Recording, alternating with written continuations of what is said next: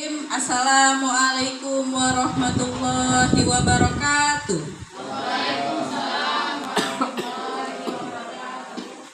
Kayaknya kurang semangat nih Bapak Ibu nih. Udah siang ya. Kita ulang sekali lagi. Assalamualaikum warahmatullahi wabarakatuh. Waalaikumsalam warahmatullahi wabarakatuh. Ya, alhamdulillahirabbil alamin. Wassalatu wassalamu ala asrofil anbiya'i wal mursalin wa ala alihi wa ashabihi ajma'in. Puji syukur kita ucapkan kepada Allah, hari ini kita dipertemukan di ruangan yang istimewa ini, ruangan di mana kita sehari-hari duduk di sini ya, bekerja di sini, beribadah di sini. Berikutnya salawat dan salam kita hadiahkan kepada Rasulullah Nabi Muhammad SAW. Beliaulah suri tauladan kita yang telah memberikan kita petunjuk ya, sehingga kita hari ini dapat mengenal Islam, dapat mengenal iman. Baik, terima kasih kepada Bapak Ibu, Bapak kepala sekolah yang sudah berhadir di ruangan kita ini. Untuk hari ini kita melaksanakan kegiatan diseminasi budaya positif ya di sekolah kita. Semoga kegiatan hari ini berjalan dengan lancar ya. Baik Bapak Ibu, sebelum kita mulai kita cek sound dulu ya, kayak anak MPLS kemarin ya. Oke ya. SMP Negeri 6 Kejuruan Muda, menyala sekolahku ya. Sekali lagi, SMP Negeri 6 Kejuruan Muda, menyala sekolahku ya. Tepuk tangan dulu untuk kita semua ya, Bapak Ibu guru yang hebat semuanya ya. Oke, sebelum kita mulai kegiatan kita hari ini, yaitu tentang budaya positif ya. Nah, saya ingin menampilkan sesuatu ya.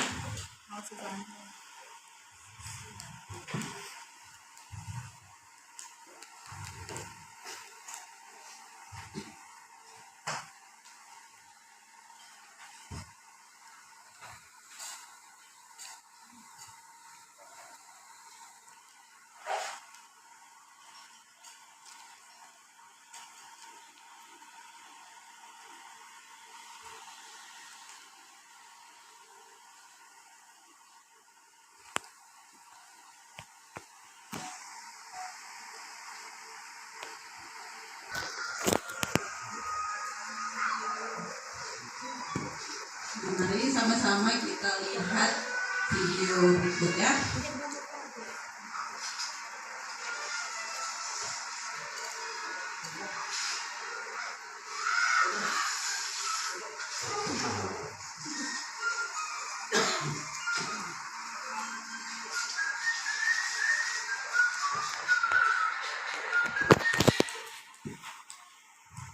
Ya, sudah kita lihat tadi videonya.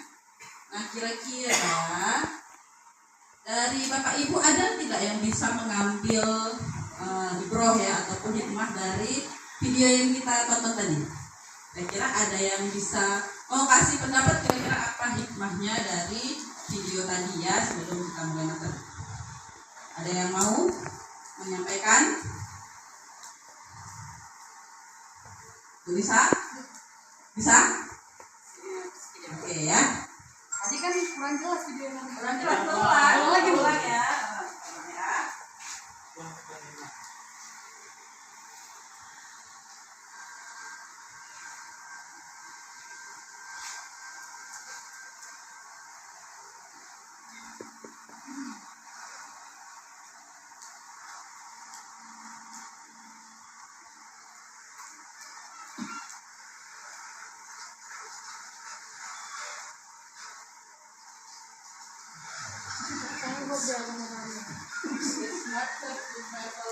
Intinya kita harus bergrup. Kalau kita bersama-sama kita lebih bisa.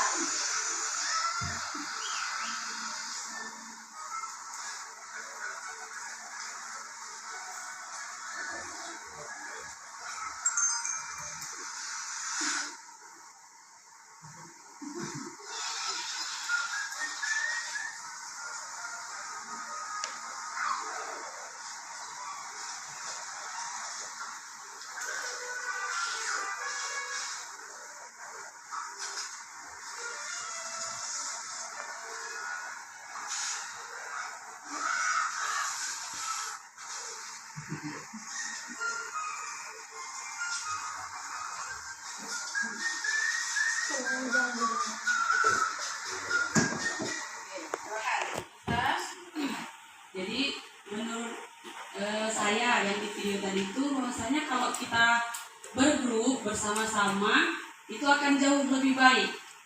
Jadi misalnya ada satu orang tuh punya ide, dikumpulkan semuanya tuh jadi ide yang lebih baik gitu. Intinya pokoknya kalau kita bersama-sama itu jauh lebih baik. Kasih tepuk tangan kita harus. Betul ya. Nah, jadi ketika mungkin ya ketika kita punya sebuah ide tapi kita sendiri jalan sendiri mengerjakan sendiri itu tentu tidak akan berhasil ya. Tapi ketika kita bersama-sama kita saling merangkul kolaborasi maka insya Allah semuanya itu berjalan lancar dan lebih cepat gitu kan. Nah, makanya kita harus menjaga kekompakan ya. Oke, terima kasih pada Bu Lisa. Sekarang kita lanjut ke materinya yaitu tentang budaya positif ya.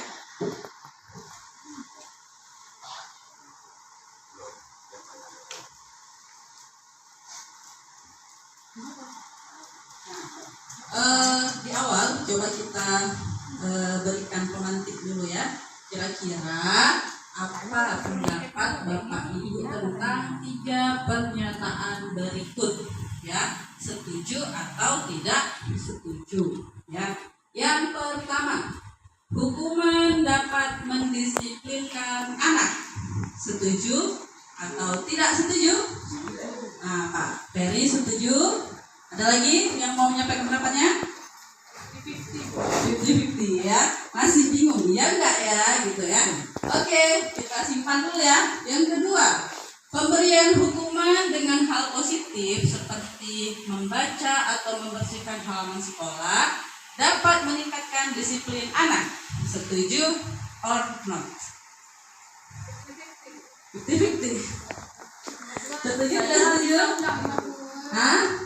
Bisa dia, bisa tidak. Oke ya, bisa dia, bisa tidak. Tidak. Nah, yang ketiga, memberi penghargaan dapat meningkatkan motivasi anak. Setuju. Setuju semua? Setuju. Tidak setuju. Oke, ada yang tidak setuju juga ya. Oke, ini untuk pengantar kita ya. Kita lihat nanti di akhir seperti apa lagi pendapat Bapak Ibu ya tentang 3 pernyataan tersebut.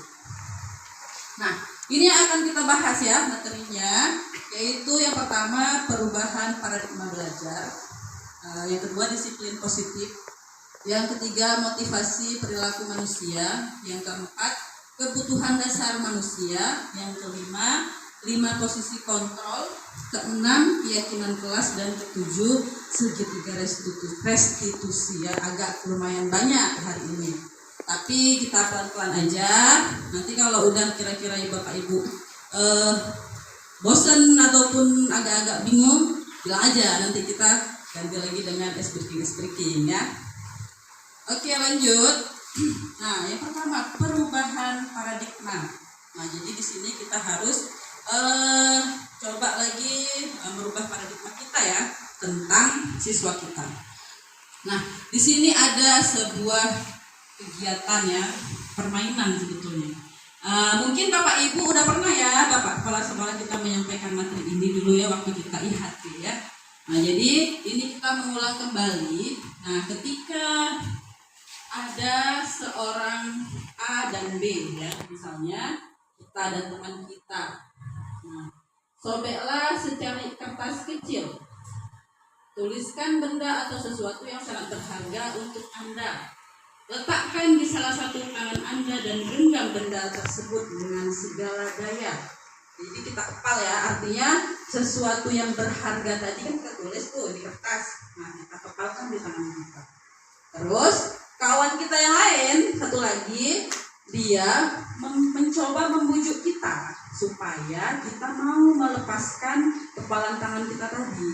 Nah gitu, jadi dia pengen kita membuka kepalan tangan kita. Nah kira-kira yang dilakukan teman si B tadi kan otomatis banyak ya, untuk supaya kita mau membuka kepalan tangan kita ya kan.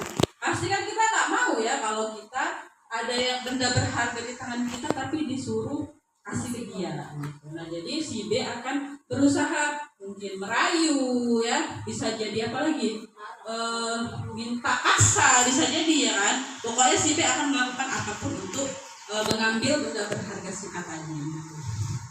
Nah jadi nah di sini banyak ya, ada menyuap, menghardik, pokoknya banyak ya, apa saja asal si A tadi mau membuka kepalan tangannya ya kan.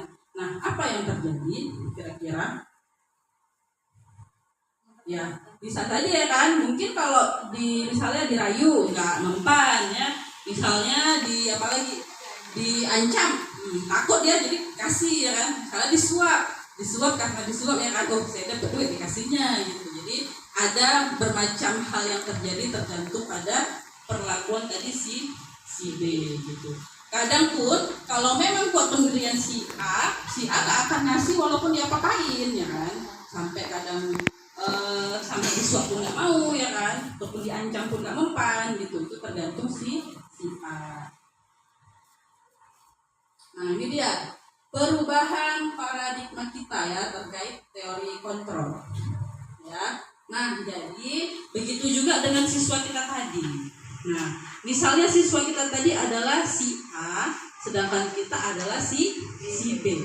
Nah ketika kita mau membuat perlakuan terhadap siswa kita ya, nah jadi jangan kita anggap bahwa ini ilusi bahwa guru itu bisa mengontrol murid. Nah mungkin dalam anggapan kita selama ini, murid kan itu di bawah saya, berarti dia di bawah kontrol saya. Itu tidak tepat ya. Jadi itu tidak tepat bahwa murid adalah di bawah kendali kita, itu tidak tepat.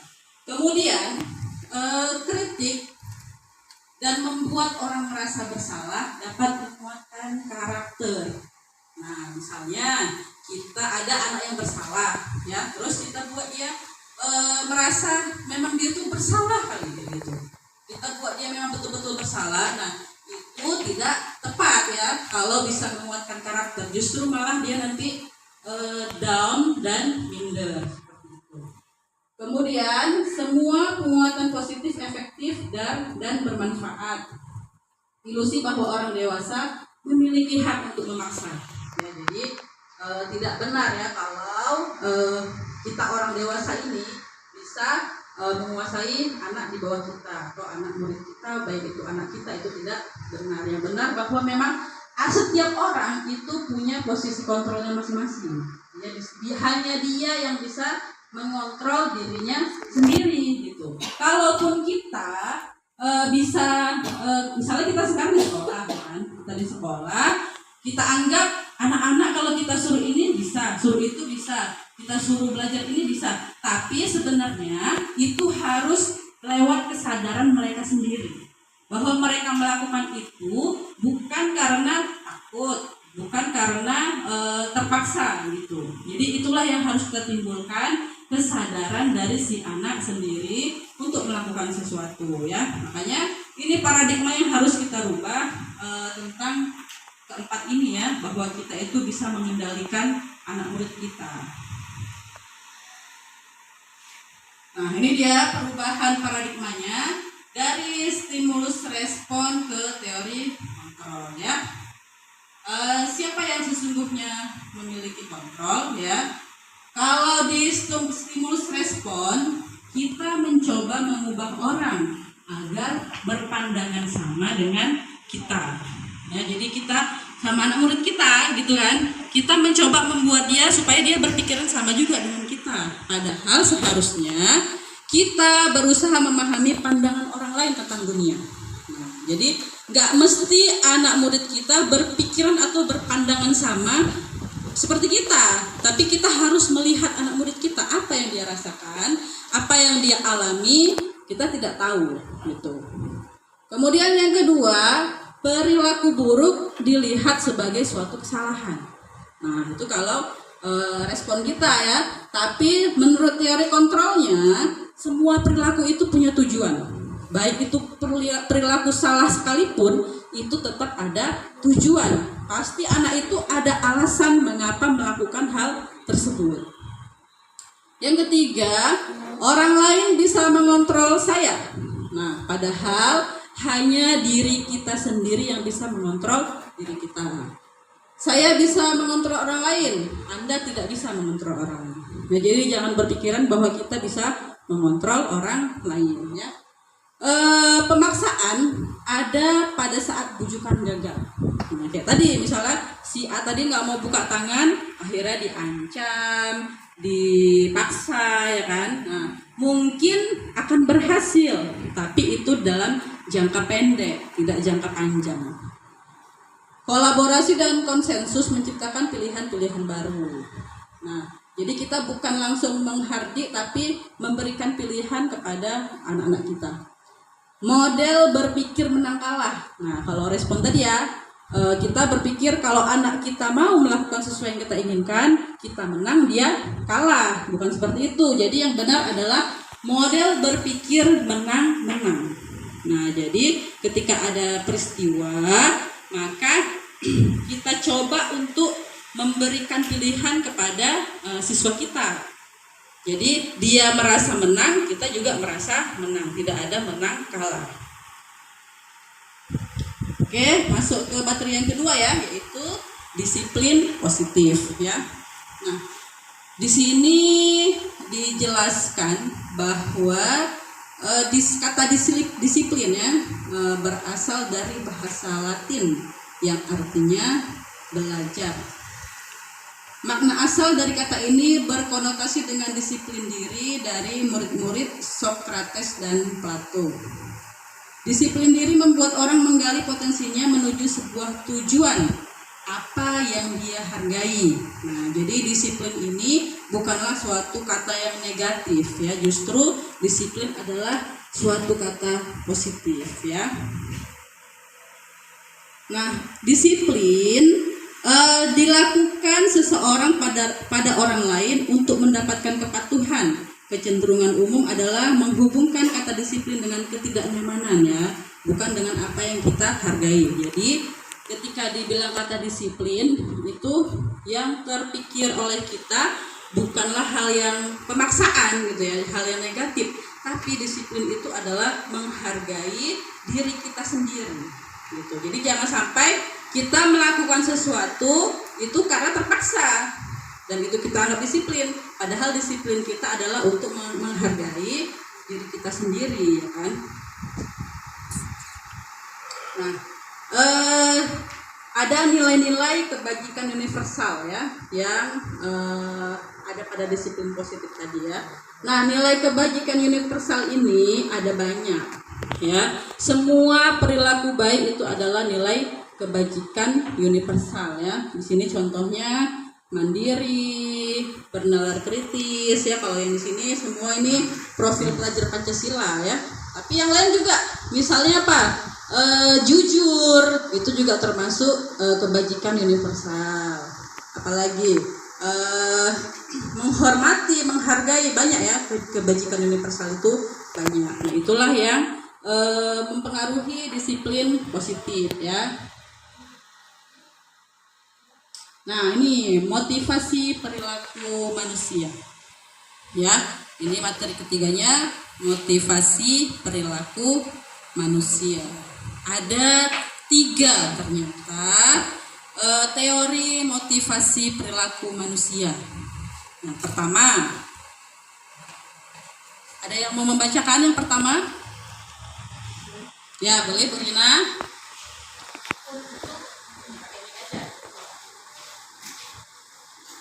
Teori motivasi perilaku manusia yang pertama adalah untuk menghindari ketidaknyamanan atau hukuman apa yang akan terjadi apabila saya tidak melakukannya. Baik, terima kasih ya Bu Rina. Beri tepuk tangan dulu untuk Bu Rina. Ya, jadi ini ada 3. Yang pertama, menghindari ketidaknyamanan atau hukuman.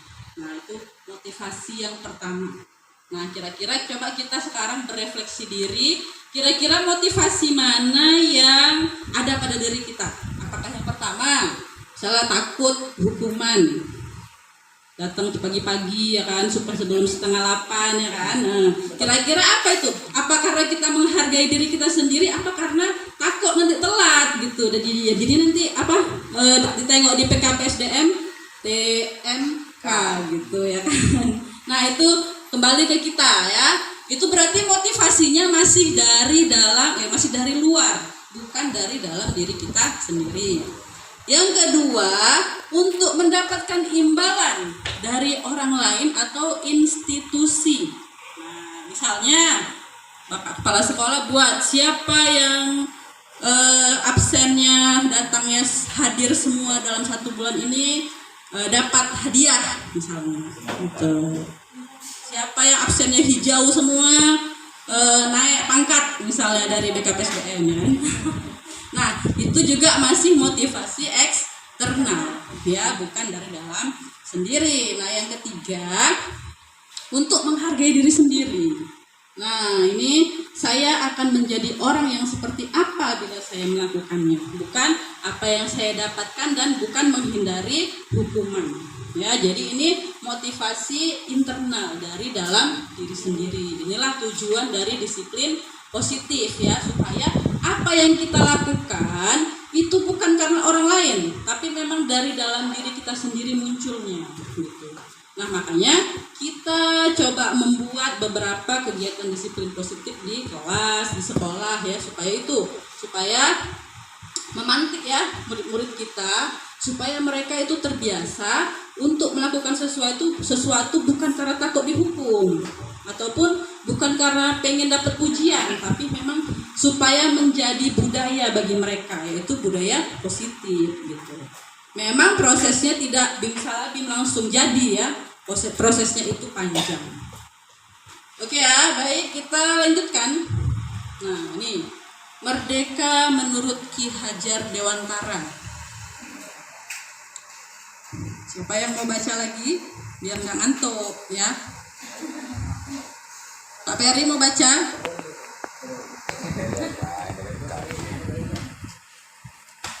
Merdeka menurut Ki Hajar Dewantara, merdeka itu artinya tidak hanya terlepas dari perintah, akan tetapi juga cakap buat memerintahkan diri sendiri. Ya. Bapak Ki Hajar Dewantara ya. Nah, jadi sangat dalam ya kata-katanya, bahwa bukan cuman kita lepas dari perintah orang ya, tapi kita juga bisa memerintah diri kita sendiri. Itu makna merdeka menurut Bapak Pendidikan Nasional kita ya, Bapak Ki Hajar Dewantara ya.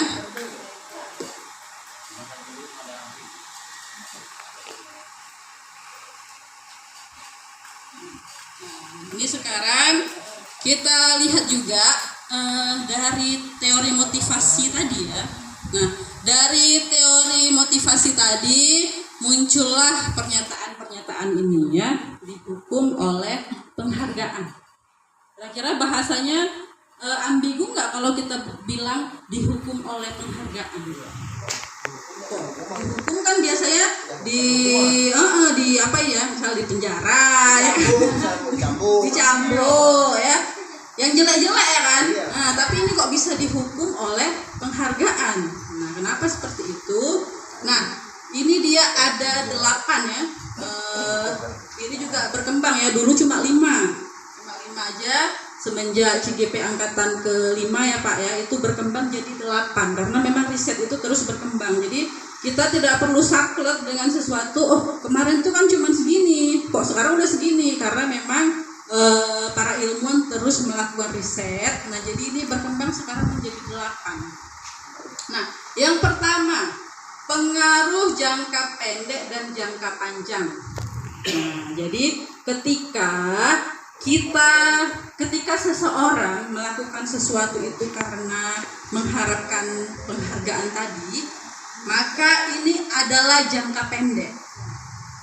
Ya, misalnya kita lagi fingerprint sekarang misalnya kan, otomatis kita semua berlomba-lomba lah untuk hadir tepat waktu karena ada fingerprintnya ya. Kita berharap tidak terlambat di absen nanti waktu kita buka si kepo. Nah, tapi ketika nanti udah nggak berlaku lagi misalnya, nah kalau kita motivasinya hanya untuk penghargaan, maka ketika tidak ada fingerprint tentu kita nanti aja, saya nggak ada jam pertama kok gitu. Contohnya, makanya namanya dihukum oleh penghargaan gitu. Jadi penghargaan ini tidak selamanya bisa membuat kita sukses ya atau termotivasi. Yang kedua, penghargaan ini menghukum. Ya, menghukum siapa? Menghukum yang tidak dapat penghargaan, ya kan? Jadi tidak adil ataupun tidak rata untuk seluruh, misalnya kita konteks sekarang siswa, ada yang dapat penghargaan, ada yang tidak gitu. Padahal tidak semuanya itu harus diukur dengan kognitif ya.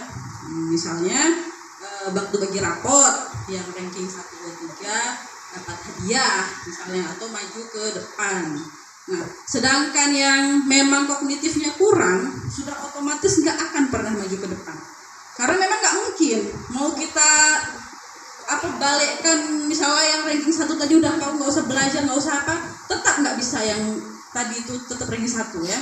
Gitu. Jadi memang itu sudah kayak mana ya? Bukan kita underestimate, karena memang semua orang punya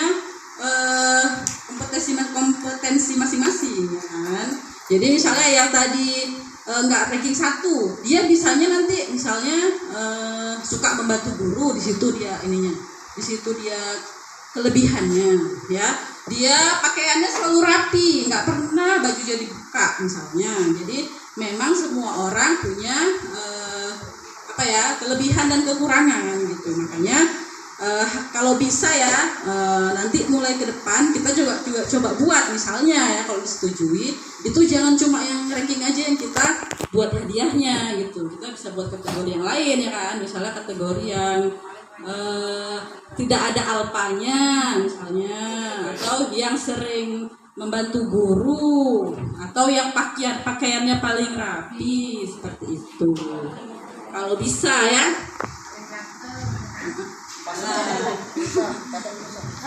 Oke, ini ya. Kemudian yang keempat, yang ketiga ya, penghargaan mengurangi ketepatan.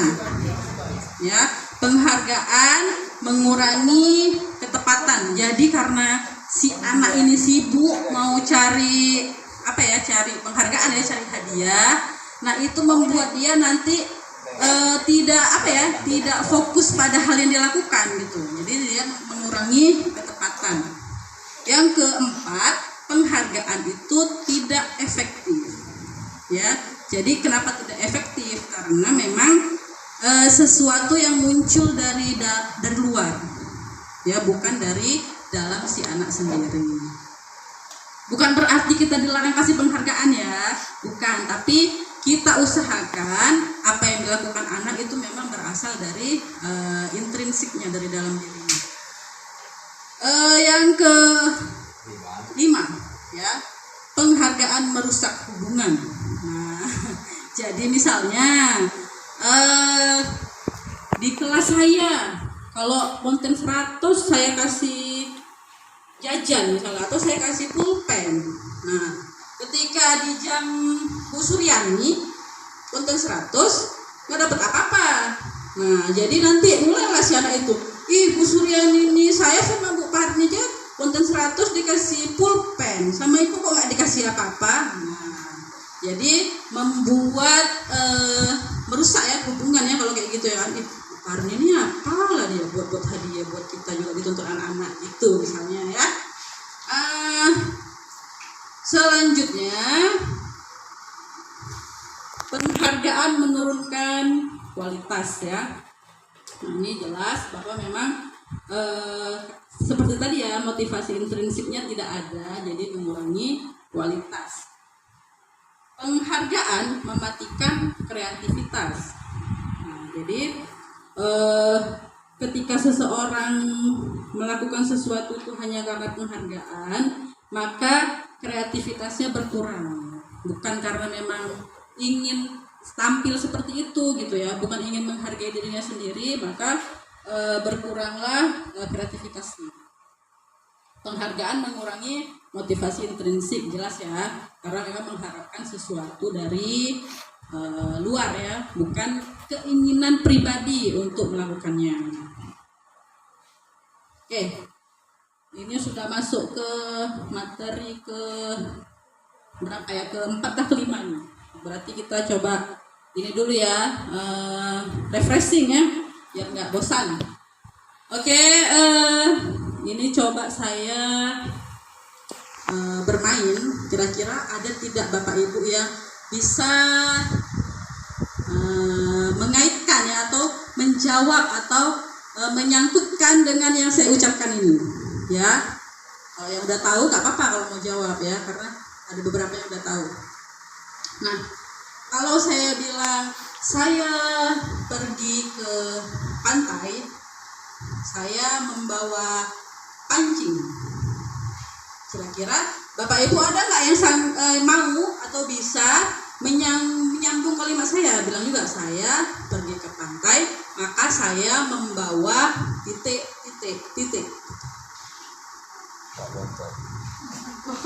Gak apa Bapak Ibu, saya pergi ke pantai, saya membawa botol. Ngapain udah terusan nanti? Harus ya. Jangan bicara. Ada yang mau menyambung? Depan nanti ngapain? Bu Suryaningsih,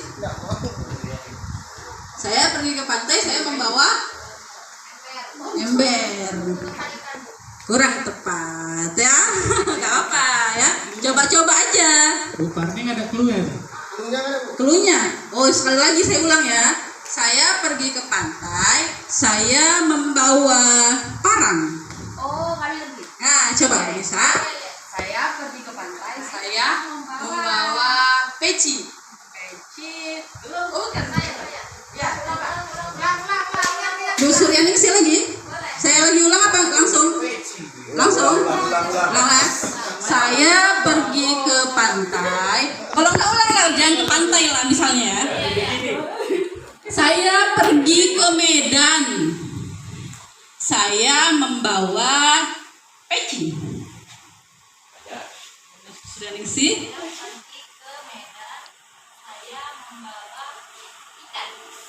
Belum tepat. Ya, Bu Rina. Saya pergi ke Medan, kecil, membawa ikan. Belum tepat.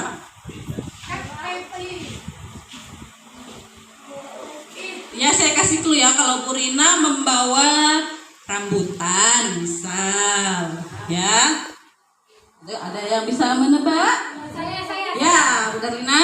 Saya pergi ke Medan, saya membawa dodol. Betul. Ya, tepuk tangan Bu Rina, berhasil memecahkan teka-teki saya. Saya ada di inisial nama saya. Jangan dibocorkan dulu. Ya dah, masih ada yang nyambung kayaknya. Ayo, saat ada yang mau. Saya pergi ke Medan, saya membawa Oh iya. papan. Kalau saya ya, beda orangnya. Kalau Bu Nisa, Saya membawa nasi. nasi, betul. Pak Peri? Bawa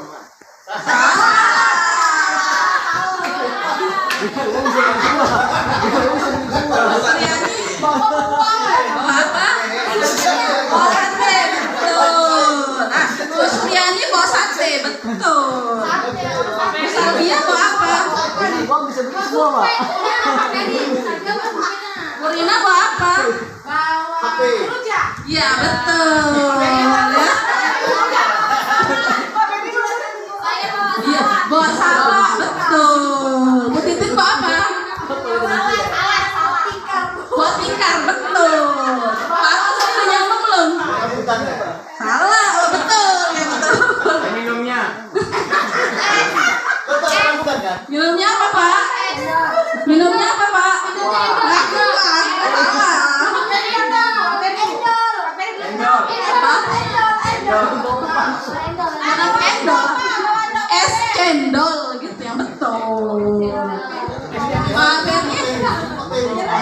Iya, membawa Fanta.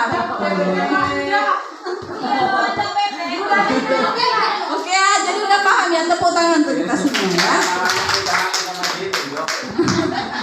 Jadi itu cuma nih ya intermezzo ya. Nah itu kan wajar-wajar aja ya, suka-suka kita nanti kita buat clue apa gitu. Yang penting ada ini ya, ada clue-nya dan nyambung ya. Oke, sambung Fanta. Sebut merek terus saja ya, karena nggak ada yang lain ya. Oke, kita sambung lagi.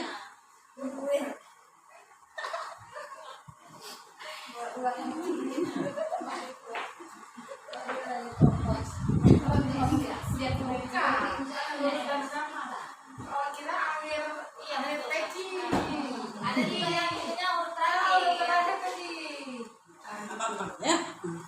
Kebutuhan dasar manusia. Nah ini yang harus kita pahami juga. Ada 5 kebutuhan dasar manusia. Ya ini juga berlaku untuk semua orang. Untuk kita, untuk anak murid kita, untuk anak kita, semua berlaku. Yang pertama itu yang tanda love, ya, belonging. Nah, artinya itu adalah kebutuhan untuk dicintai dan disayangi. Jadi itu termasuk kebutuhan. Jadi jangan kaget misalnya ada anak kita yang korban broken home misalnya, yang tinggalnya sama nenek ya misalnya, itu dia di sekolah terlalu aktif misalnya, cari perhatian, buat masalah. Itu jangan heran karena memang kebutuhan cinta dan kasih sayangnya belum terpenuhi di rumah. Nah, jadi itu juga harus kita pahami ya. Yang kedua, nah ini yang power atau bintang itu, kebutuhan penguasaan, kekuatan. Nah, jadi ada anak itu yang senang kalau dia bisa memanfaatkan kawannya misalnya. Nah, karena kebutuhan penguasaan dia belum terpenuhi. Jadi dia mau berkuasa gitu. Berkuasa terhadap kawannya atau terhadap gurunya bahkan. Ada anak TK yang sengaja misalnya mau berlari-lari di sepanjang halaman sekolah supaya bisa dikejar-kejar sama gurunya. Jadi dia merasa, ih guruku ngejar-ngejar aku loh gitu. Jadi dia berkuasa terhadap gurunya gitu. Terus yang di tengah survival ya, atau bertahan hidup. Nah, jadi kebutuhan manusia juga bertahan hidup. Yang fun kesenangan ya. Kebutuhan manusia itu juga kesenangan. Jadi kadang mungkin ada anak yang tidak mendapat kesenangan, kurang mendapat kesenangan, maka mencoba melampiaskannya di sekolah. Tuh. Terus yang terakhir ada freedom ya, kebebasan ya. Jadi kebutuhan kebebasan ini juga harus terpenuhi. Makanya ketika 5 kebutuhan dasar ini ada yang kurang dari seorang anak, maka dia akan mencoba mencoba melakukan hal yang di luar kebiasaan. Karena apa? Mencari pemenuhan kebutuhan tadi. Karena kebutuhannya belum full, belum 100. Kesenangannya belum 100, jadi dia coba cari di tempat yang bisa dia cari. Kebutuhan cintanya belum 100 misalnya. Jadi dia coba cari di tempat yang bisa dia dapatkan. Seperti itu. Nah, inilah yang harus kita ketahui ya untuk anak-anak kita ataupun anak didik kita, supaya kita jangan langsung main hakim sendiri. Ya, kita harus cek dulu, cross check latar belakang si anak. Ya, lewat apa? Lewat ya kita wawancara. Jadi ketika dia melakukan kesalahan, jangan langsung kita judge. Dasar kamu ya anak nggak tahu diri, kurang ajar ya gitu. Jadi coba kita bicara, ajak dialog gitu. Mungkin dengan kadang kan bapak ibu kan sudah banyak yang dialog sama anak-anak, rupanya anak ini seperti ini gitu ya. Oh rupanya dia ini, rupanya dia tinggal sama neneknya. Oh rupanya dia sambil kerja sekolah. Jadi dengan kita dialog kepada anak, kita tahu apa kebutuhan dia yang belum terpenuhi.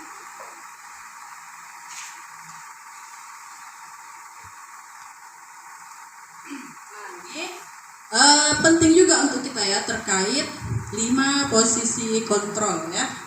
Kenapa ya Bapak Ibu ya?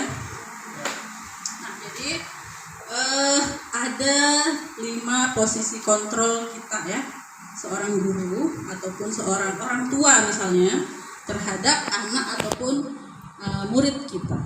Nah, ada posisi kontrol yang pertama itu sebagai penghukum, yang nomor 1 sebagai penghukum. Nah, ketika kita sebagai penghukum, nah, maka yang dilakukan oleh seorang guru itu adalah menghardik, menunjuk-nunjuk, menyakiti, menyindir. Ini kalau kita sebagai seorang penghukum yang kita lakukan. Yang kita katakan, kalau kamu tidak melakukannya, awas ya, rasakan nanti. Itu penghukum kita ya. Kamu hari ini terlambat, lari sana keliling lapangan. Nah, itu penghukum. Nah, ini akhirnya apa? Membuat anak menyalahkan orang lain dan berbohong. Karena dia takut ya. Misalnya takut kita hukum, jadi dia mencoba membenarkan dirinya gitu.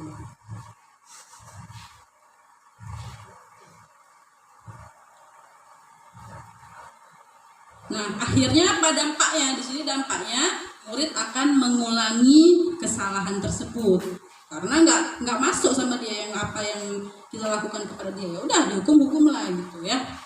Kemudian yang kedua itu sebagai pembuat rasa bersalah. Nah, jadi kita sebagai guru kadang orang melakukan kesalahan, kita buat anak murid kita itu merasa bersalah.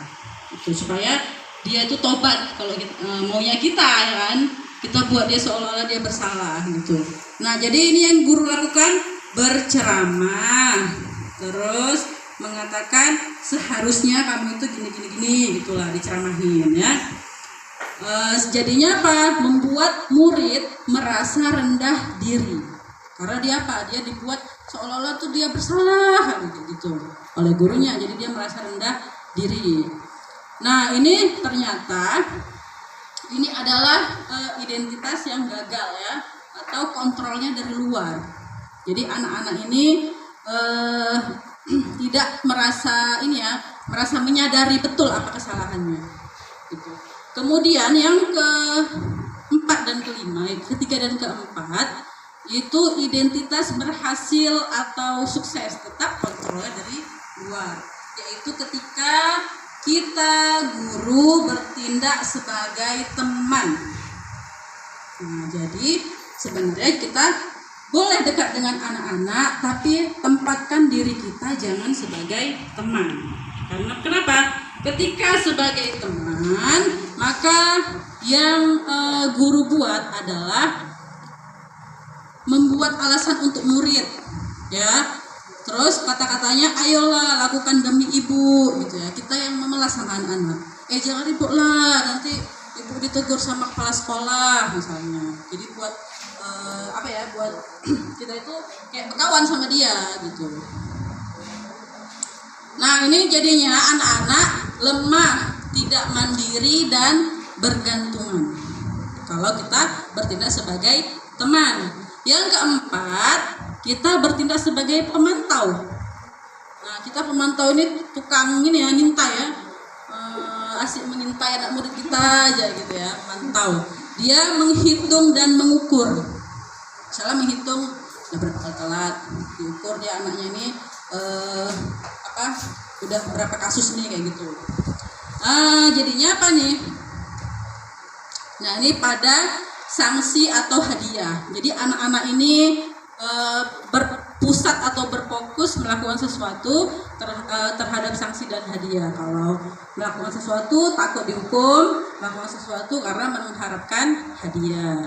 Nah, yang terakhir, ini dia sebagai manajer. Ya, sebagai manajer ini identitas yang berhasil atau sukses. Ya, guru adalah yang dilakukan ketika anak-anak melakukan kesalahan, mengajukan pertanyaan-pertanyaan. Ya, nah kira-kira apa yang kamu yakini? Kenapa kamu melakukan ini? Gitu. Jadi digali pertanyaan supaya murid itu mengatakan apa yang menjadi alasannya melakukan tersebut. Dampaknya Dampaknya murid akan mengevaluasi diri sendiri, kemudian dan tahu dia bagaimana cara memperbaikinya. Gitu. Nah, ini teorinya. Mari sekarang kita lihat video tentang 5 posisi kontrol guru ya.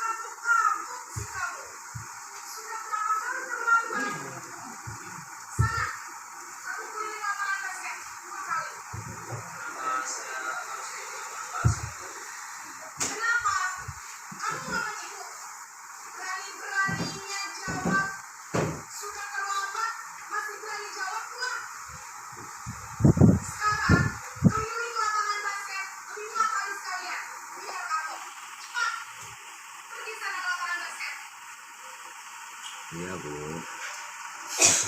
Ini ketika posisi membuat rasa bersalah.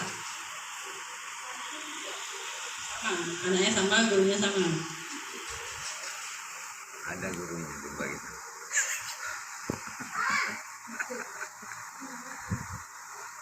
Aduh.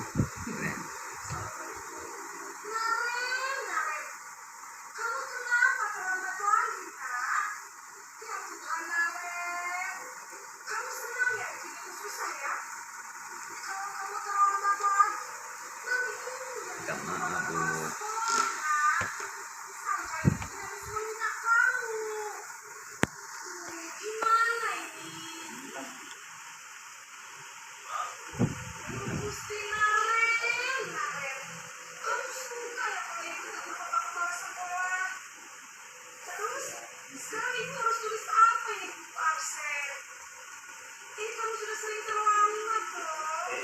Ini yang menganggap teman tadi itu. Yang pertama tadi otoriter dong. Ya kan? Iya. Paling besi.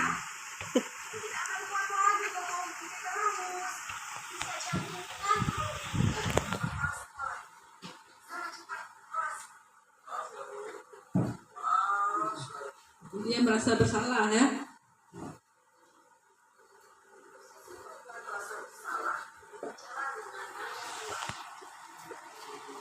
Posisi teman.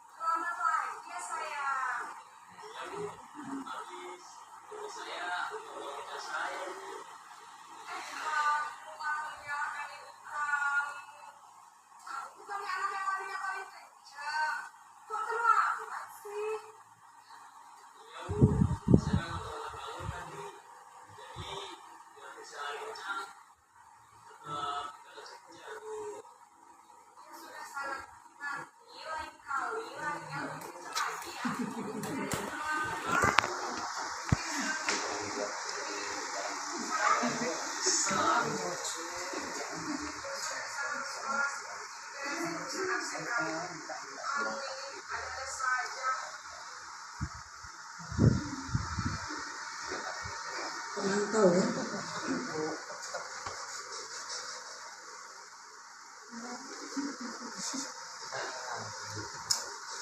Waduh.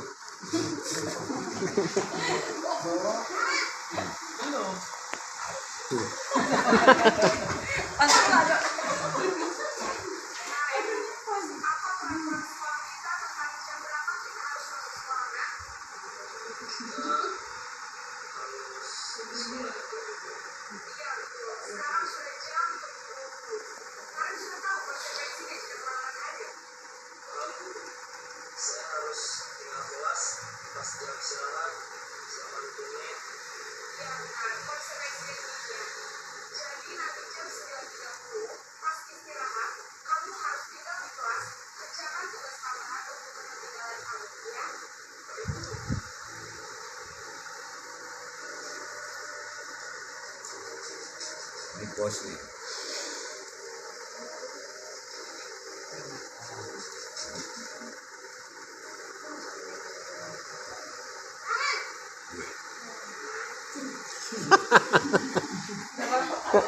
Masih lucu juga. 5 kali aduhnya.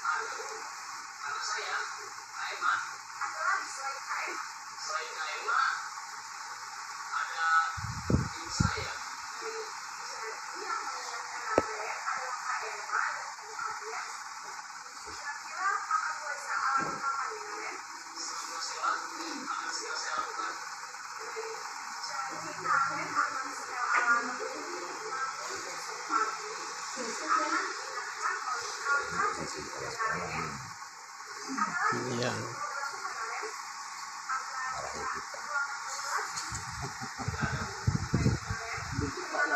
Itu kan. Tadi banyak orang tuh. Udah. Ada. Udah. Ini kita mari.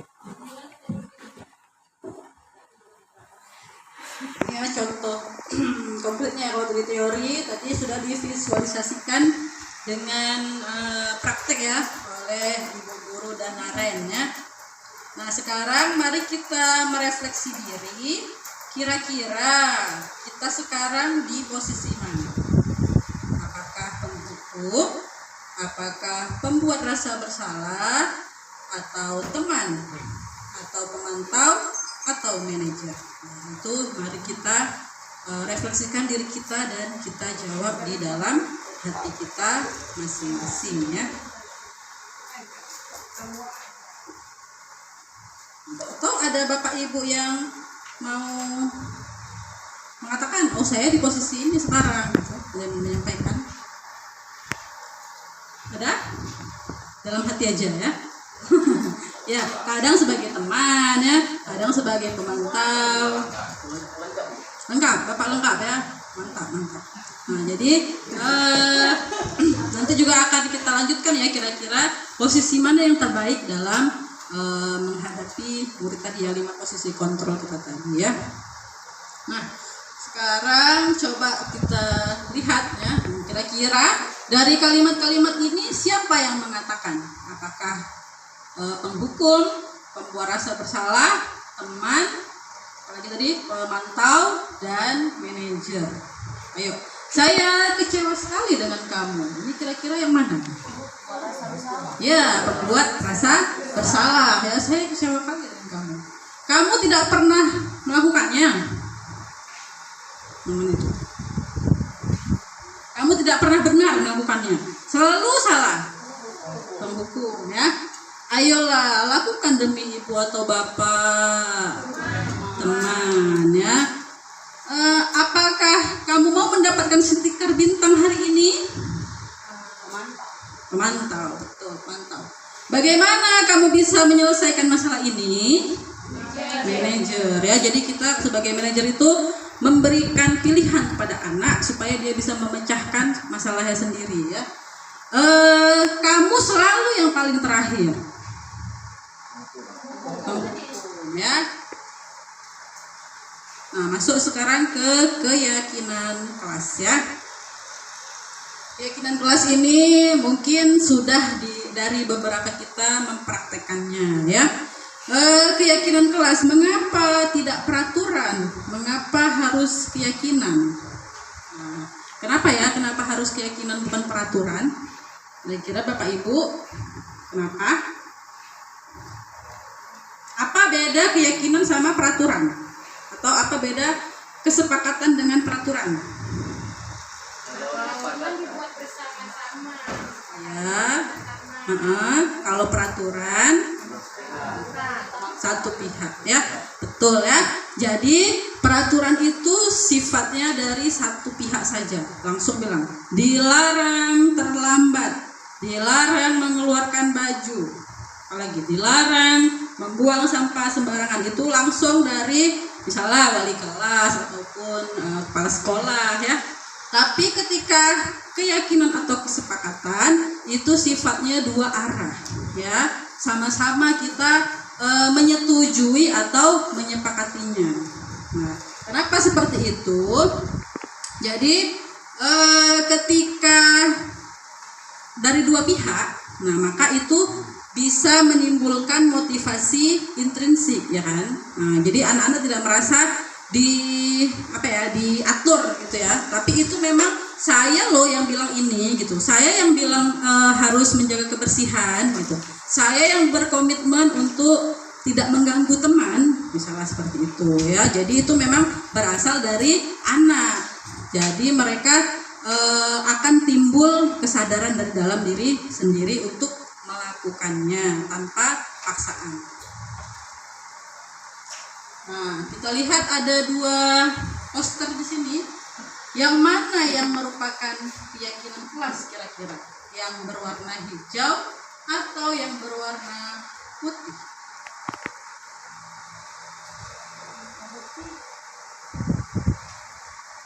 Nah, kira-kira yang merupakan keyakinan kelas.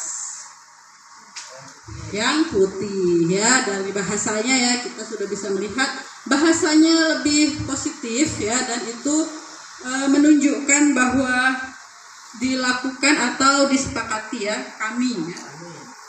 Memang kita yang menyepakatinya gitu, bukan langsung ditunjuk datang tepat waktu mengucapkan salam. Nah, ini ada peraturan dan keyakinan kelas, ini bedanya ya. Ketika peraturan maka dia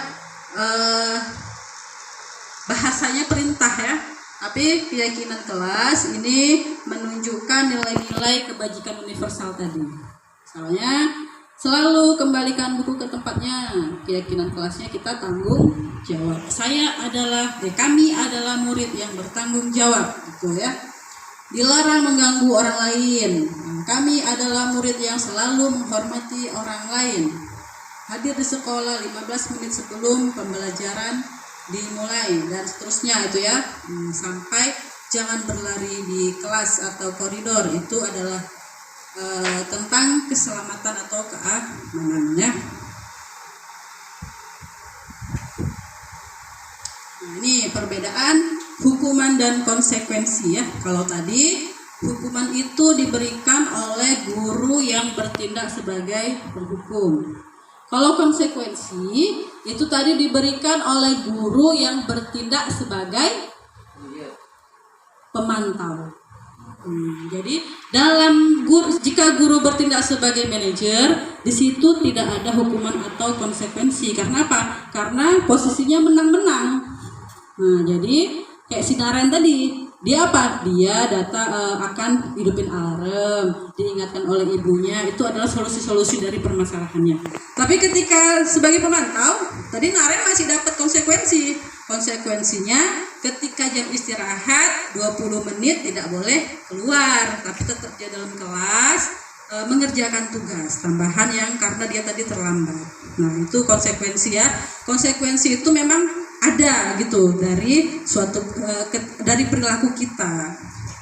Nah, jadi kalau yang hukuman diberikan oleh penghukum, kalau konsekuensi diberikan oleh pemantau. Dan kalau kita manajer, maka tidak ada hukuman dan tidak ada konsekuensi. Yang ada adalah solusi. Nah, hukuman sesuatu yang menyakitkan atau harus terjadi. Ya, hukuman itu tidak ada yang manis ya, semua sakit. Konsekuensinya sesuatu harus terjadi. Ya, contohnya tadi si Naren terlambat 20 menit, berarti dia terlambat istirahat juga 20 menit. Misalnya ada anak yang menumpahkan minuman temannya, konsekuensinya harus membersihkan gitu ya. Konsekuensi memang harus terjadi ya. Hukuman membuat anak sakit fisik maupun hati untuk jangka waktu yang lama ya. Sedangkan konsekuensi membuat anak merasa tidak nyaman dalam jangka waktu yang pendek. Nah, misalnya kalau dihukum tadi suruh lari keliling lapangan 5 kali, nah itu dia merasa tersakiti, jangka waktunya lama, dia ingat terus tuh. Tapi kalau tadi konsekuensinya 20 menit tidak istirahat, nah itu konsekuensi jangka pendek. Anak membenci kedisiplinan, anak menghargai disiplin. Paksaan kalau hukuman ya, kalau konsekuensi stimulus atau tanggapan. Mendorong anak menyakiti diri sendiri, mendorong anak agar mudah menyesuaikan diri. Konsep diri yang buruk, konsep diri yang baik. Anak belajar untuk menyembunyikan kesalahan, anak belajar untuk mematuhi peraturan. Nah, kalau hukuman marah, bersalah, dipermalukan, tidak dihargai ya, kehilangan hak, dibuat tidak nyaman, diasingkan untuk sementara. Ini untuk konsekuensi. Oke, nah sekarang ini pernah ya kita dikasih soalnya sama Pak Epsen ya, dulu waktu IHT ya. Mencatat 100 kali dalam buku kalimat saya tidak akan terlambat lagi karena terlambat sekolah. Hukuman atau konsekuensi? Hukuman atau konsekuensi? Hukuman atau konsekuensi? Hukuman ya. Mencatat 100 kali dalam buku ya. Yang kedua, lari mengelilingi lapangan basket 2 kali karena terlambat hadir di sekolah. Hukuman. Murid diminta untuk push up 15 kali karena tidak menggunakan masker di sekolah. Hukuman. Menggantikan kertas tugas teman yang telah dicoret-coret. Konsekuensi. Membersihkan tumpahan air di meja tulis karena tersenggol pada saat belajar. Konsekuensi. Murid disuruh untuk tidak mengenakan sepatu seharian di sekolah karena tidak mengenakan sepatu hitam. Hukumannya sakit lah ya, kita disuruh kaki ayam ya. Lari mengelilingi lapangan basket 2 kali karena terlambat 10 menit untuk pelajaran PJOK. Hukuman atau konsekuensi?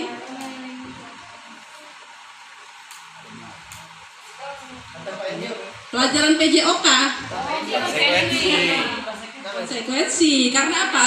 Karena ada pelajaran PJOK-nya ya. Nah, jadi kalau untuk pelajaran PJOK ini namanya konsekuensi. Tapi kalau untuk pelajaran matematika ini hukuman ya.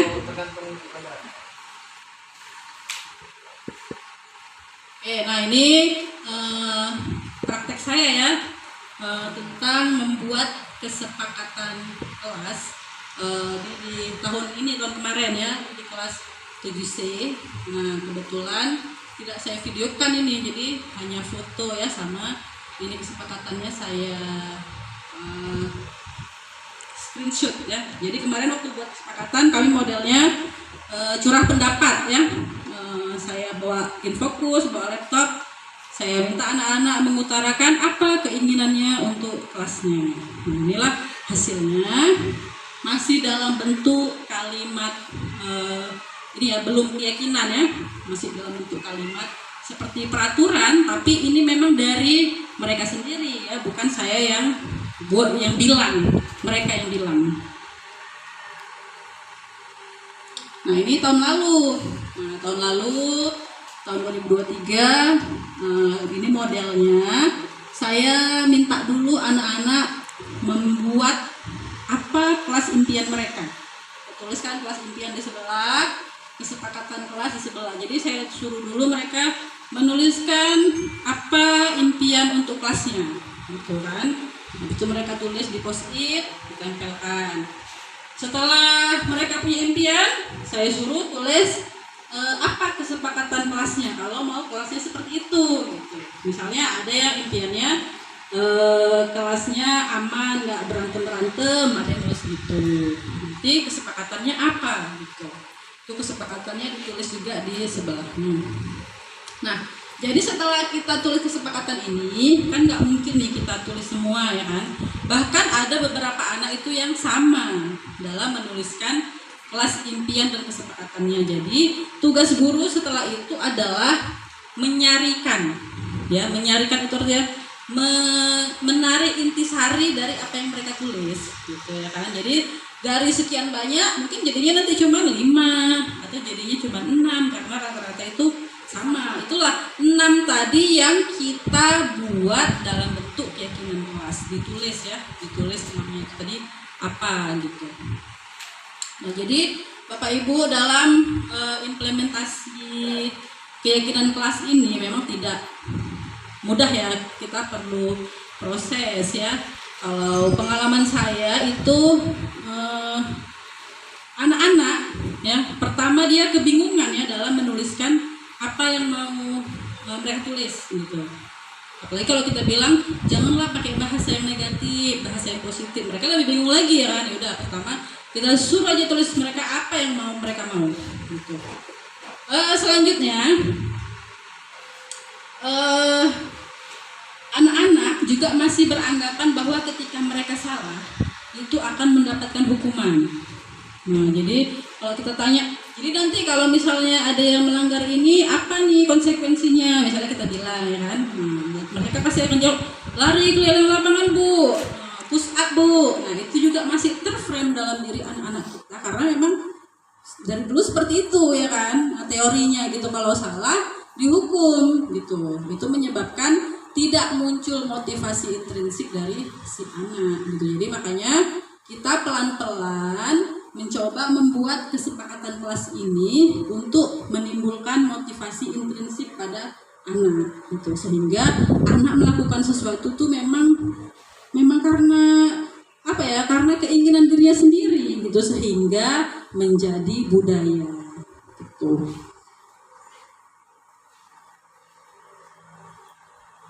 Oke, nah ini yang terakhir ya, alhamdulillah udah sampai yang terakhir.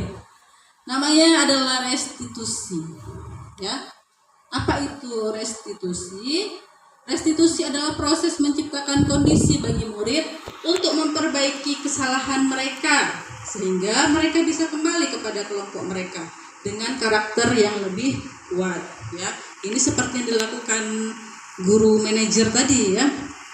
Restitusi juga merupakan proses kolaboratif yang mengajarkan murid untuk mencari solusi untuk masalah mereka dan membantu murid berpikir tentang orang seperti apa yang mereka ingin menjadi tujuan mulia dan bagaimana mereka harus memperlakukan orang lain. Ini adalah kutipan dari Gosen ya, dari Gosen. Bukan Gosen ya, Gosen. Nah, 9 ciri restitusi yaitu bukan untuk menebus kesalahan, namun belajar dari kesalahan, memperbaiki hubungan, tawaran bukan paksaan seperti Sinaren tadi ya. Apa tawaran dari gurunya kan? Apa kira-kira yang membuat kamu tidak terlambat lagi gitu. Jadi dia sendiri yang bilang, oh saya akan nyetel alarm lebih cepat lagi gitu. Bukan gurunya, kamu besok setel alarmnya jam segini, bukan, tapi memang dia sendiri yang bilang. Restitusi menuntun untuk melihat ke dalam diri. Restitusi mencari kebutuhan dasar, seperti tadi ya, 5 kebutuhan dasar tadi yang tidak terpenuhi. Di restitusi inilah kita gali ya, kira-kira kebutuhan apa dari anak tersebut yang belum terpenuhi. Restitusi adalah cara yang paling baik. Nah, mungkin ini bisa tidak satu-satunya cara ya, tapi salah satu cara terbaik untuk memecahkan masalah anak. Restitusi fokus pada karakter, bukan tindakan. Restitusi fokus pada solusi ya, bukan hukuman. Restitusi mengembalikan murid yang berbuat salah pada kelompoknya. Nah, ini dia adalah segitiga restitusi ya. Segitiga restitusi ini adalah praktek yang akan kita lakukan untuk memecahkan masalah peserta didik kita. Nah, jadi di sini ada 3 tahapan restitusi ya, segitiga restitusi. Yang pertama namanya menstabilkan identitas. Ya. Nah, dalam menstabilkan identitas ini, kalimat yang akan diungkapkan oleh seorang guru adalah setiap orang pasti pernah kok melakukan kesalahan, bukan cuma kamu aja. Kamu bukan satu-satunya yang pernah melakukan ini. Ibu juga pernah melakukan ini gitu. Jadi kita kembalikan identitas anak bahwa tidak cuma dia yang salah. Semua orang pasti pernah juga melakukan kesalahan seperti itu gitu. Jadi dia nggak merasa langsung tersudutkan. Yang kedua ini ya, validasi kebutuhan atau tindakannya. Contohnya, adakah cara yang lebih efektif untuk mendapatkan apa yang kamu butuhkan? Misalnya ada anak berantem, ya kan? Nah, kira-kira kita coba gali kenapa dia berantem gitu. Rupanya karena dia diejek sama kawannya. Nah, apakah betul solusi memukul adalah solusi? Katanya kayak gitu, ya kan? Kamu tentu punya alasan mengapa melakukan itu. Nah, disitulah dia akan cerita kenapa dia melakukannya. Yang ketiga yaitu menanyakan keyakinan. Contohnya guru akan berkata, padahal kan kita udah punya kesepakatan. Ayo kemarin berarti kamu ini sudah melanggar kesepakatan yang mana gitu. Kamu ingin menjadi orang yang seperti apa? Itu adalah menanyakan keyakinannya. Contohnya tadi yang ibu guru tadi ya, apa yang akan kamu lakukan untuk memperbaiki kesalahan kamu supaya tidak terlambat lagi. Nah, ini adalah segitiga restitusi yang bisa diterapkan untuk memecahkan masalah anak ya.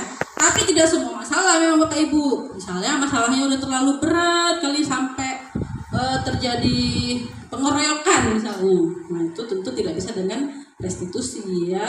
Jadi restitusi itu bisa kita lakukan untuk masalah-masalah anak yang tidak sampai seperti penganiayaan seperti itu ya. Tapi kalau berantem misalnya terlambat, apalagi ya berantem terlambat, ada yang mencontek misalnya, itu bisa pakai segitiga restitusi.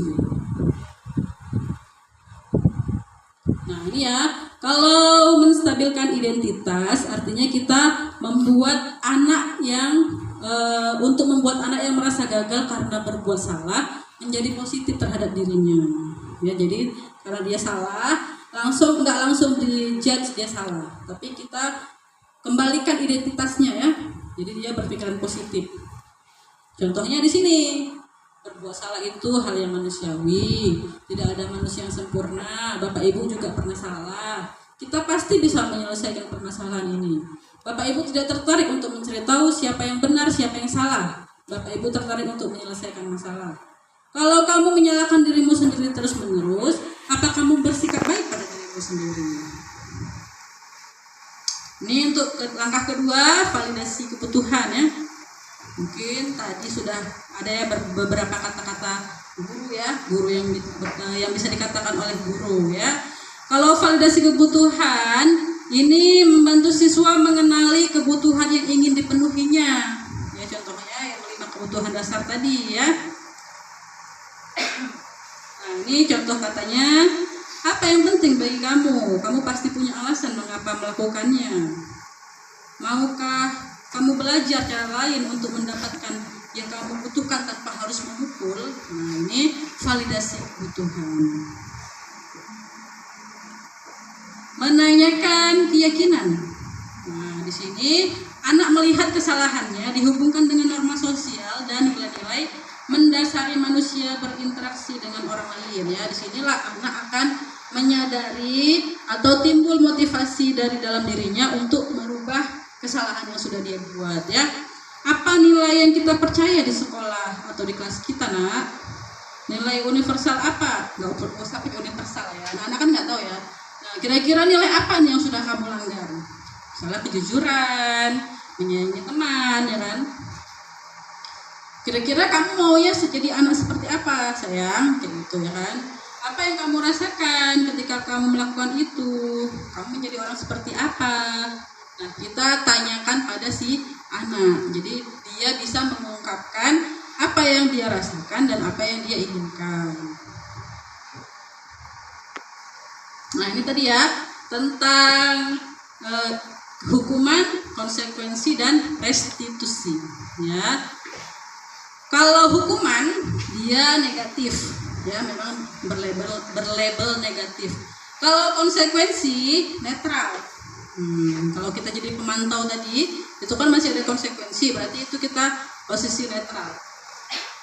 Tapi ketika kita melakukan restitusi, maka posisinya itu positif. Ya, contohnya kalau hukuman itu sesuatu yang menyakitkan harus terjadi. Jadi ya menyakitkan kalau hukuman. Kalau konsekuensi sesuatu yang memang harus terjadi. Kalau restitusi itu adalah pilihan si anak. Kemudian mungkin yang hukuman sama konsekuensi sudah ya, tinggal yang restitusi ya. Restitusi menguatkan murid dalam jangka waktu yang panjang. Kenapa? Karena kita mencoba untuk menggali motivasinya dari dalam diri sendiri, jadi jangka waktunya panjang. Nah, kalau restitusi, korban tanda kutip ya. Nah, jadi si korban akan mendapatkan ganti. Misalnya ada yang berantem, terus sampai robek kancing baju kawannya misalnya. Nah, kita tanya sama yang robek tadi, apa maunya? Kalau dia mau bajunya dijahitkan, otomatis yang tadi kawan tadi harus menjahitkan gitu. Makanya korban ini merasa mendapatkan haknya gitu, karena mendapat ganti. Yang selanjutnya, murid akan mendapatkan penguatan. Nah, seperti Naren tadi ya, dia dikuatkan dengan dia harus menyetel alarm lebih cepat supaya tidak lupa, kemudian meminta orang di rumahnya untuk mengingatkannya. Masalah terpecahkan kalau dalam restitusi. Murid belajar bertanggung jawab untuk perilakunya. Fokus pada pemecahan masalah dalam jangka waktu panjang. Kemudian kata-katanya, apa yang kamu yakini? Apa yang bisa kamu lakukan untuk memperbaiki masalah ini? Yang terakhir, murid atau anak menghormati dirinya sendiri dan orang lain. Ya, inilah perbedaan hukuman, konsekuensi dan restitusi. Ya, semoga kita ya belajar ya untuk melakukan restitusi ya, bukan penghukum, tapi kita sebagai manajer ya. Oke, sudah selesai. Sebelum saya tutup, ada video yang menggugah menurut saya ya. Oh, tapi videonya di YouTube ini. Oh, maaf ya, saya harus menampilkan praktek restitusi saya ya. Sebelumnya, praktek restitusi yang pernah saya lakukan di sekolah kita ya.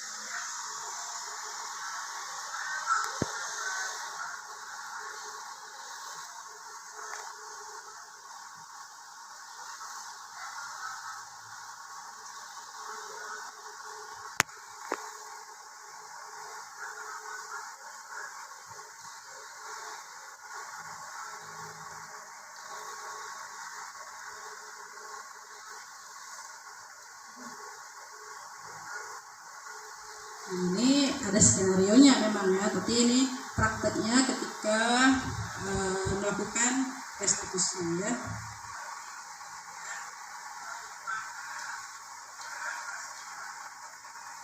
Itu paham, pasti semua pernah melakukan kesalahan.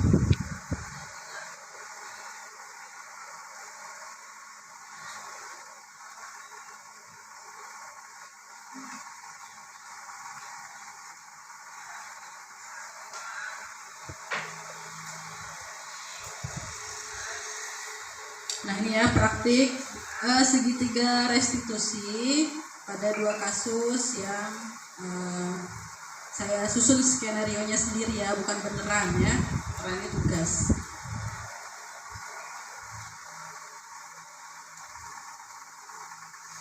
Oke, ada satu video dulu ya Bapak Ibu ya, bentar aja yang mau saya tayangkan. Ini kebetulan videonya memang langsung dikirimkan ya dari instruktur waktunya, waktu kami pelatihan tentang budaya positif.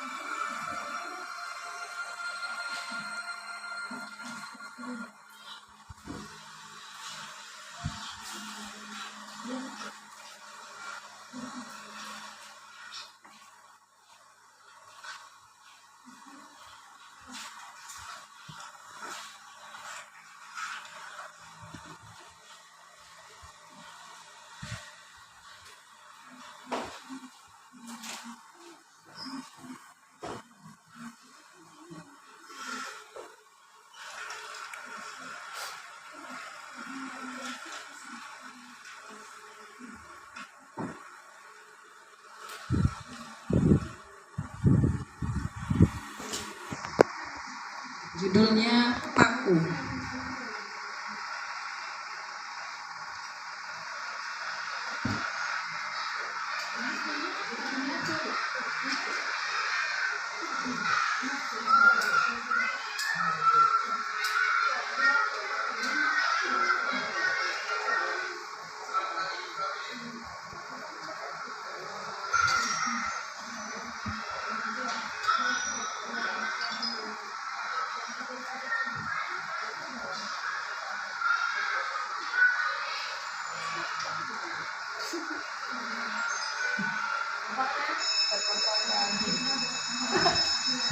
Jadi dia juga punya permasalahan seperti kita ya. Seperti biasa. Ada masalah di rumah, terbawa ke sekolah.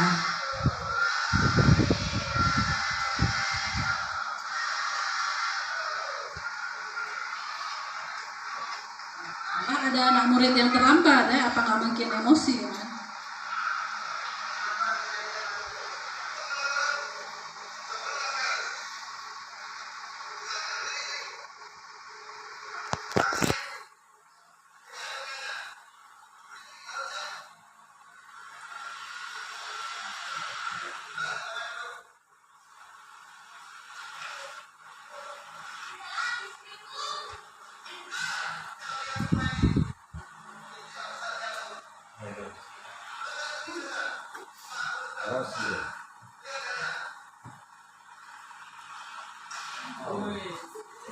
Astagfirullah.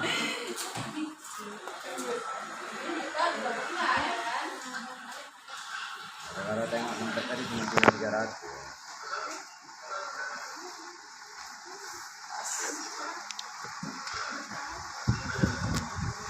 Ini dinasihati oleh kepala sekolahnya ya.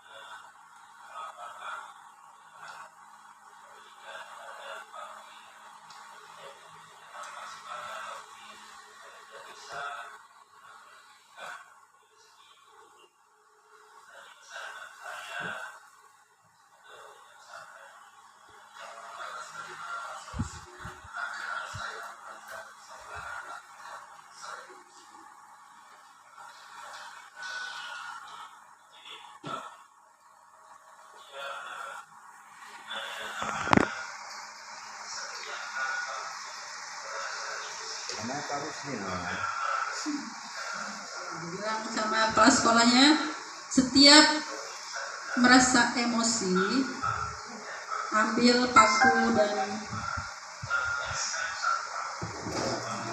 papan. Di rumah nanti.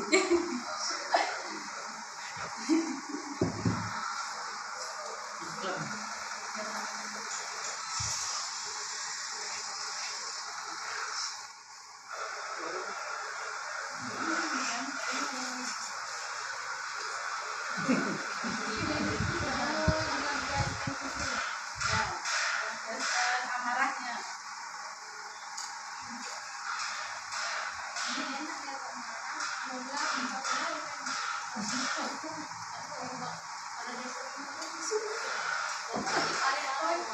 Pak kita buat papan kayak gitu lah Pak. Siapa yang paling banyak dia naik es krim Pak.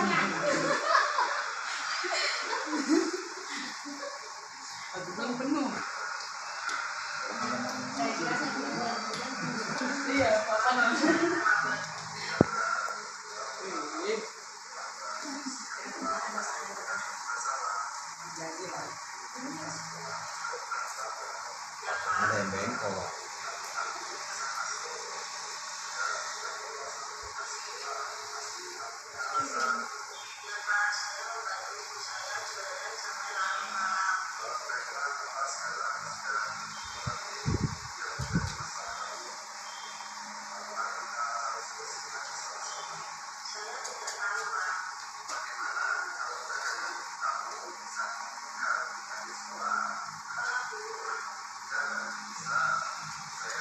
Dulu sebagai manajer ya.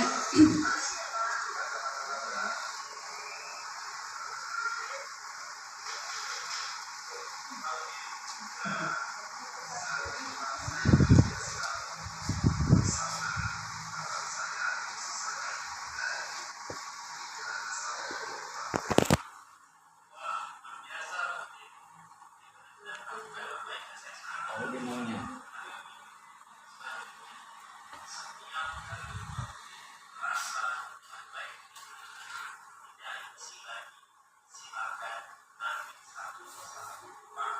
Jadi dibilang kepala sekolahnya, kalau ada bisa mengalahkan emosinya suruh cabut pakunya. Cabutlah pakunya.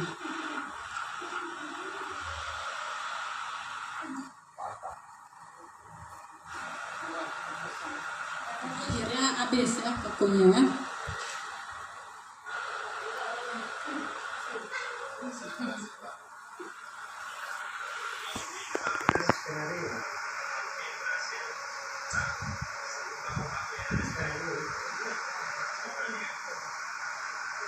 Tapi walaupun sudah berhasil mencabut paku, ternyata bekasnya tidak hilang.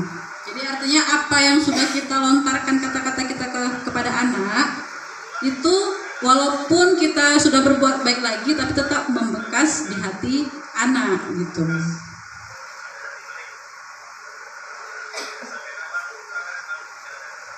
Jadi tidak akan pernah hilang gitu.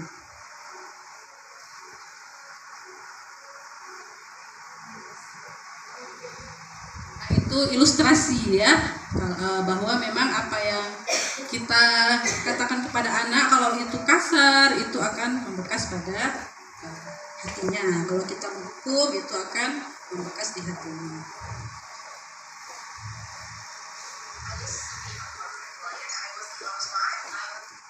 Baik Bapak Ibu, alhamdulillah ya.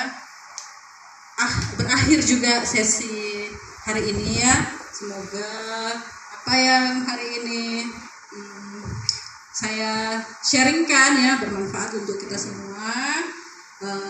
Semoga kita menjadi guru yang semakin bisa memahami anak didik kita dan bisa memposisikan diri kita sebagai manajer ya untuk anak-anak kita.